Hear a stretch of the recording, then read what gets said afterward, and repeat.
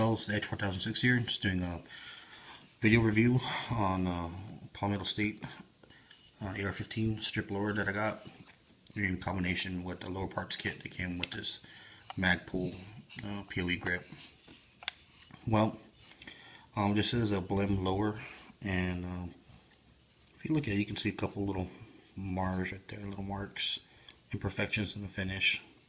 There's one there too, I think, as well. It's nothing big because all these guns, all these rifles I'm putting together are shooters. They're not, just there to hang on the wall. Not like anybody's is, but it did come with this Magpul plastic trigger guard. I'm not too crazy about it, but it doesn't look bad. I like the curve. It gives a little more relief here, for your finger. If you're wearing gloves, especially, that's pretty cool. But it wasn't a bad deal. It was $199 for everything, plus shipping. And you get the parts kit again, the grip, and the Blemished lower receiver. This is the standard one. This is not the one that has what they call the pictogram. This is fire and safe. I did notice when I was checking it out that everything looks cool in here. There's nothing wrong. But when I compared it to the tactical machining model that I did my first build on, the tactical machine, there's a couple things. One is the finish. This is your standard, I guess you call parkerization, or like a powder coat finish that they put on here. It's good and all, and it feels more like it's resistant to scratches than this one is. So even though this is good, it's a good quality. You've seen people like Such and other people do builds on these, no problem whatsoever. I have no reservations buying this, but I will compare it. My comparisons will tell me that, or at least what I've seen, is a magwell is a little deeper, a little more in depth in the tactical machining, and then the finish is also, in my opinion, a little bit better. But if you're matching your upper and your lower, this is what Palmetto State uses. So if you want to match the color and the tone of the parkerization, then you want to probably stick with Palmetto on Palmetto.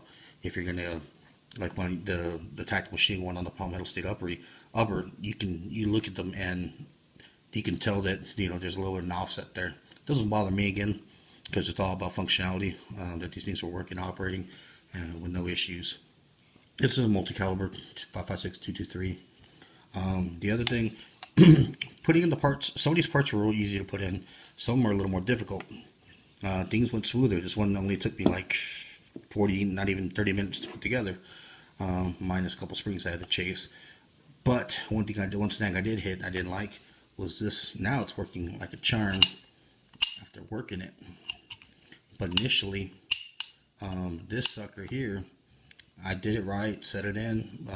This one did not fly on me. Well, once, I think it did it once, but not like the first time it flew on me like 5 times, and then I ended up having to buy some more detents and springs. But getting back to the subject, the battery, this one, when I put it in, it would not unlock. Like I got to the spring, the detent, put the pin in, and it was stuck. I could not push this sucker out. I could not. And I was doing some research. I'm like, oh geez, what happened? One of the detent actually went into the little hole that's at the very bottom of this here, and it got stuck in there. It's what it felt like. The detents were kind of too small. It's just supposed to, it's not supposed to fall into that little gap there. It's just supposed to just hold it so it doesn't slip out. So I saw some people talking about having to drill this out, and I'll do all kinds of crazy stuff I was looking up. So I just, I put some pressure, used the punch, kept tapping this until finally it popped. It did pop out, and then I took that detent, that spring out, put a new one in. It locked up again. I just kept working it and working it and working it until it finally, it's functioning the way it's supposed to. All the Rock River parts, once my errors and issues that I was, as I was learning what not to do, but all these parts fit in a lot smoother, with the exception on the Rock River Arms kit that I put in. The trigger was a son of a bitch, put it in, where this one went in relatively simple. This one went in just like boom, put it in and pinned it almost in one shot. The Rock River Arms one, I did have to play with it, but I think that was more my inexperience with putting these together. All right, The parts are pretty good. Everything looks great. All good construction. Everything feels good. The safety here is a little longer than the Rock River Arms one, which is cool. You know, it's working. It does have more positive feel to it when the way it kind of snaps. The Rock Rivers one has a little more sway to it, a little more give. This one you can kind of feel it click. The other one you can feel it click, but I'm putting pressure on this one to do it. The other one it's kind of just goes with your thumb, a little softer, if you will. You know, there is some grit to the firing.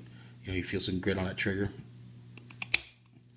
And I've talked to some people, some of the guys in the chats, and whatnot, and I read some reviews and stuff online, and they say some of that will go away, which is for firing it down the way. You'll start to that surface where it mates will finally just not wear it down, but just wearing a little more to where the grit will go away. My intention with this build again is this is going to be all black. The other one was kind of did the flat dark earth. This one is going to be all black, and I'm going to go with a nice stock. I want the decent stock last time, the MOE stock. Go a little bit Magpul, a little bit something nicer, but it's going to be, this one's going to be really part out. The other one I did part out, buy it in parts and added it and put it together as I got the parts. But I did it relatively quickly once I found a great deal. This one I'm just going to take my time. Literally, I'm going to the upper, if I can get a great deal, if I can afford that time, I'll buy it. The stock, there's one I like, the UBR stock, I believe, from Magpul. That one's like $250 roughly, 280 sometimes. That's the one I'll be putting on this, unless I change my mind or I see something else that that rubs me that way that day. But all in all, it's good. I have no reservations about buying another one of these. At $59, you can't go wrong. But for people that are meticulous as far as the appearance and very OCD-ish with appearance and little flaws, like some guys talking about, some other people, you might this might set you off right there, that kind of stuff. But no biggie. I mean, like I said, they're gonna get scratched up, they're gonna get dinged up a little. As long as they keep running, that's all that matters to me. Alright guys, that's 4.6. I'll be doing an update as this build comes together, little by little, parts that I finally, when I get them. Alright guys, man, you fight the good fight and keep your groups tight, brothers.